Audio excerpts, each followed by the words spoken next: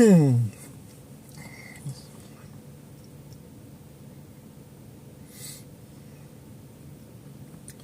kill the Hume.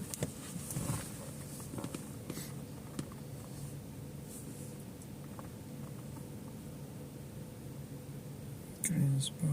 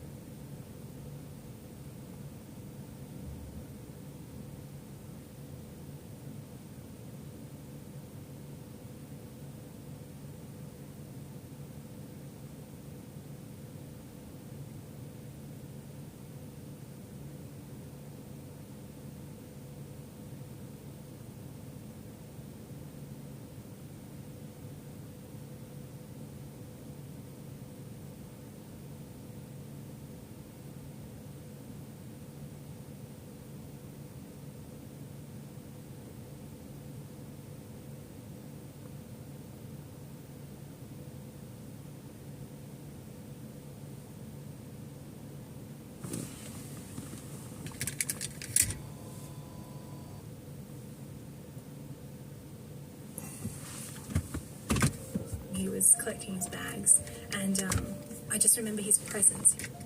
I felt so drawn to him, like so calm, so excited, but not in a nervous way, just like I wanted to run up and jump and give him a hug. And I felt at that point like I knew him for a really long time. I hadn't, but we'd had so much conversation, and I just felt so excited to see him and get to touch him and not just have a texting or phone relationship at that point. It was very exciting. We did get around and see some bits and pieces in Singapore, and I guess we just had this relationship where we just wanted to talk to each other, so it was sitting in cafes or restaurants and just having these amazing conversations, and sightseeing as well. Like, we went to Zoo and Marina Bay Sands, and we had a little cruise and did bits and pieces, but I guess we were just so focused on spending time.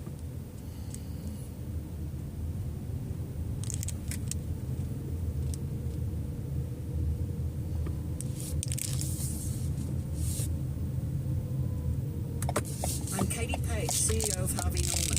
The latest season of Bronwyn is made in collaboration with The Australian and their award-winning journalists. We're proud to again support Hegley and the team to bring you the latest updates in this important investigation. Listeners are advised that this podcast series, Bronwyn, contains coarse language and adult themes. This podcast series is brought to you by me, Hedley Thomas, and The Australian.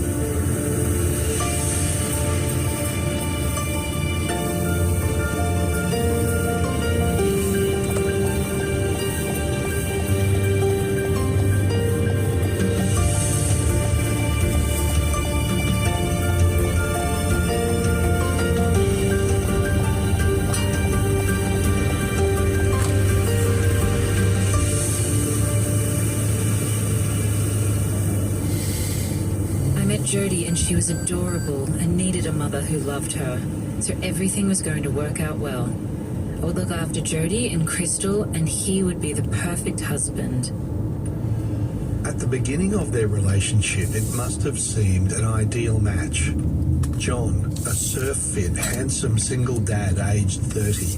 Bronwyn, a strikingly attractive, slender and deeply committed single mum of 23. They had shared interests from having grown up in the same area of Sydney. Many rusted-on residents say that it's God's country. They insist Cronulla's beaches are better and the lifestyle slower, easier than in Sydney's eastern suburbs. John's daughter Jodie was 12 and being raised largely by her grandparents in the Shire when Bronwyn and John got together in 1985. At that time, Bronwyn was a full-time mum to Crystal, aged 2. We moved to South Cronulla behind a milk bar. John moved in. I found out I was pregnant, and we married a few months before Lauren was born in Ballina. Bronwyn's brother, Andy Reid, has taken a day off work as a construction manager to meet me for several hours of recorded interviews in his home. His wife, Michelle, is by his side. Andy and Michelle met on the famed hill near the old Doug Walters stand at the Sydney Cricket Ground. Andy has kept some history about his older sister bottled up. He confides that he has felt guilty for many years over things he had done and not done for Bronwyn when she needed help. Has she been the big sister who's been more inclined to look after you, or vice versa? Oh, she was always there for me, yeah, always there for me. I moved out of home at a reasonably early age. New Year's Eve, when I was 19, I got blown up by a bonfire. Someone had doused the bloody thing in petrol and not told me, and asked for someone to light the bonfire, and I did it, and boom, up she went, and up I went with it. I stayed with Bron for a couple of weeks. She was nursing me back to health and changing bandages, and she was very nurturing. Always part of my life, and she needed a hand too. Dad used to call her concert pitch A, highly strung. Needed support, loved someone to be there for her as well, but she was also there for you. Had you heard Bronwyn in the past saying, I can't handle this, the kids are just driving me crazy, no. I've got to get away? Never. Bronwyn was just so doting, those kids were all off. Did she ever take a break away from her children? No, never. to give you a little bit of insight into Bronwyn's motherly nature, Jodie was actually raised by John Winfield's parents. So Bronwyn brought and asked John to bring Jodie out of that environment into their environment to be part of the family. The first time she lived in a family environment was at the little house down in South Cronulla, where Jodie had actually moved in with John and Bronwyn and moved into the house down there. That's the type of person Bronwyn was. Michelle recalls meeting Bronwyn at the time of the birth of Lauren, her second daughter. We got on well. Yeah. She was great. She was a lovely person. A beautiful mum. Spoke kindly to the kids, was caring, looked after them. They were always beautifully presented. And How would you describe the relationship between her and John at that time, from what you saw? John was the type of person who was doing his own thing. He often went surfing, did that a lot. If we were there, he'd come in, he'd say the hi, how are you kind of thing, nothing in depth. I don't remember anything in depth with John. And then he'd say, oh, I'm going for a surf. He was always one of those in and out. Hi, how you going? Yeah. In and out, in and out. He wasn't always around. I often begged him to spend more time with us, as I had postnatal depression after having Lauren and didn't have anyone around to help. Never, ever met very many of the people he worked with or any of the people he went down the coast with. His mother hated the fact that I had her job, so never looked after Lauren or any of the girls. I was dreadfully lonely, but never complained too much, as he was always tired from working. In the end, I threw myself into looking after the children. I know when we would visit there, like we'd go to have a cup of tea or something, and she'd open up the cupboards and she'd make comments like, oh yeah, I can only afford to buy generic food and tins and stuff like that. He only gives me $60 a week. I knew that John was a person who ran the house. I found it harder to cope with Lauren's sleepless nights and John never being around. But I slowly became friends with a few people, and I then joined playgroup and met heaps of great people. Unfortunately, John didn't want to socialize at all, so I started to go out and do things for myself. Playgroup and the people I met there kept me amused and gave me time for myself. I also had enough time for the children. I went to see Bronwyn's friend from the 1990s, Denise Barnard, at her home in Lennox. Here she is recalling that time of their lives. Well, I was in a playgroup as the secretary. She was the president, and she would often come to my home because I couldn't go to hers. John was quite antisocial, didn't like having people there because they might make a mess. He had a very, I'd say like an OCD almost about the house. She told you that, didn't she? Yeah. Yeah. But I did witness it as well. Crystal had spilt the lemonade on the floor, and Bronwyn had got down and was cleaning it up with a toothbrush.